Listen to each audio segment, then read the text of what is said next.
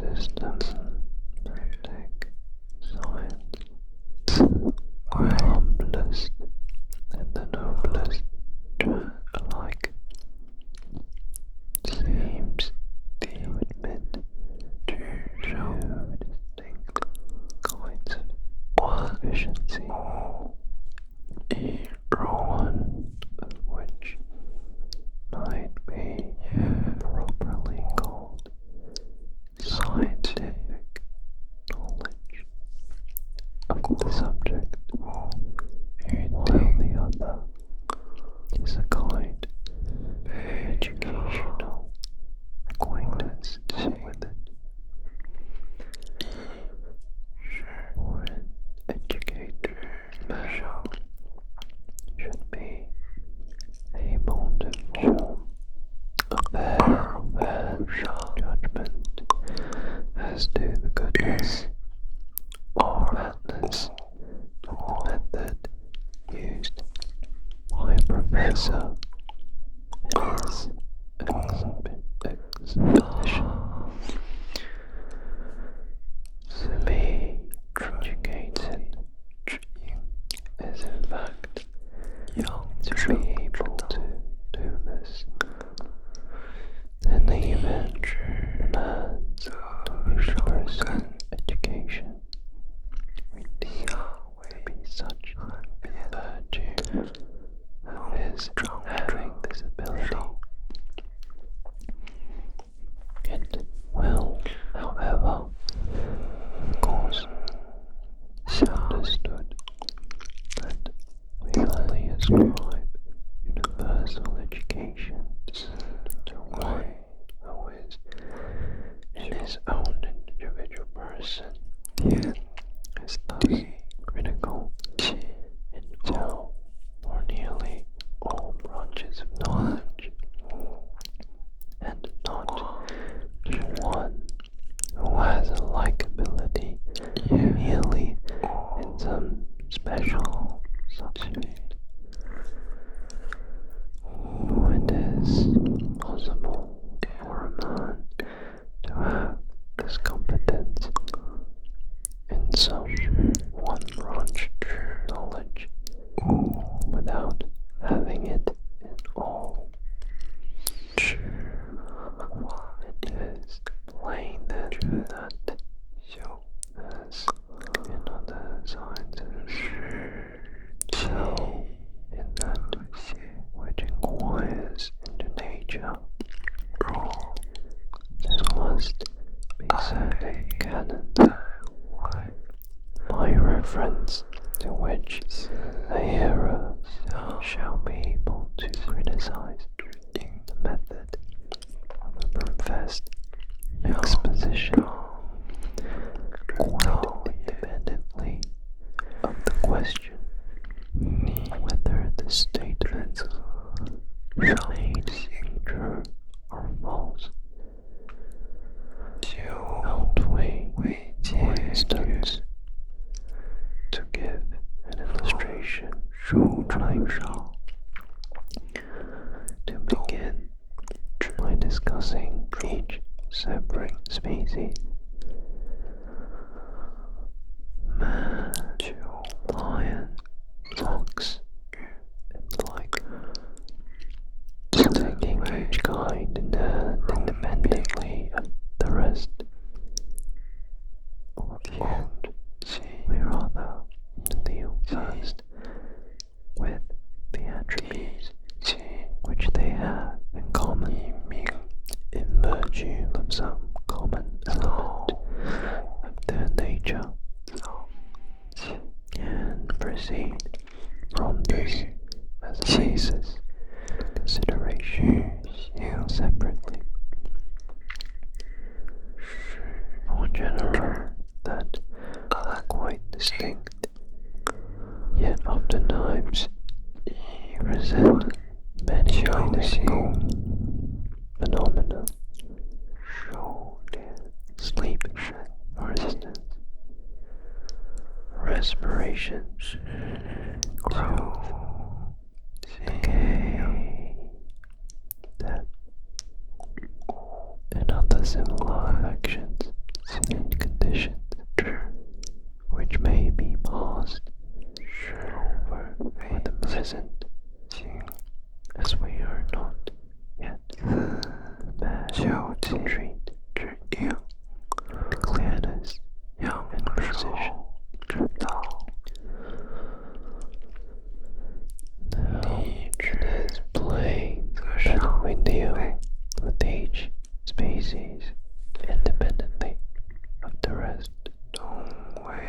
We shall frequently be obliged to repeat the same statements over and over again. For horse and dog stand present, each and all, everyone, the phenomenon being just enumerated. A discussion, therefore, of the attributes of each such species separately would necessarily involve frequent repetitions as to characters, themselves identical but recurring in animals specifically distinct.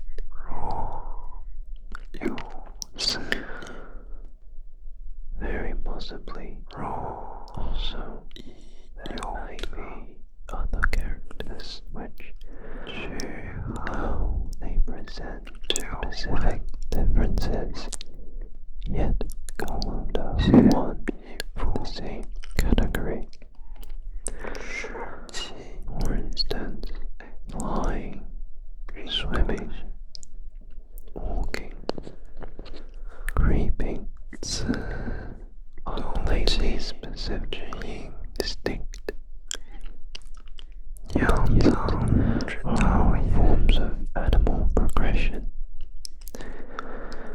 We must then have some clear understanding as to the manner in which investigation is to be conducted. Whether, I mean, we're at the first to deal with the common or generic characters, and afterwards take into consideration special peculiarities. Or whether we are to start straight off with the ultimate species, for as yet no definite rule has been laid down in this matter. So, also, there is a like uncertainty as to another point to be mentioned. The writer who deals with the works of nature to follow the plan adopted by the mathematicians in their astronomical demonstrations, and after considering the phenomena presented by animals and their several parts, proceed subsequently to treat of the causes and the reason why, or after need to follow some other method. And when these questions are answered, there yet remains another. The causes concerned in the generation of the works of nature are, as we see, more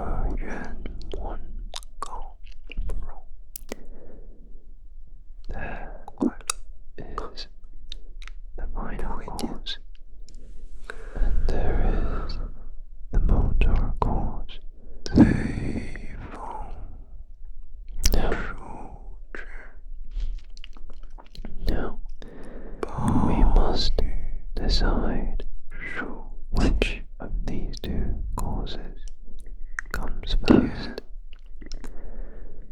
and which second. Plainly, however, that cause is the first, which we call the final.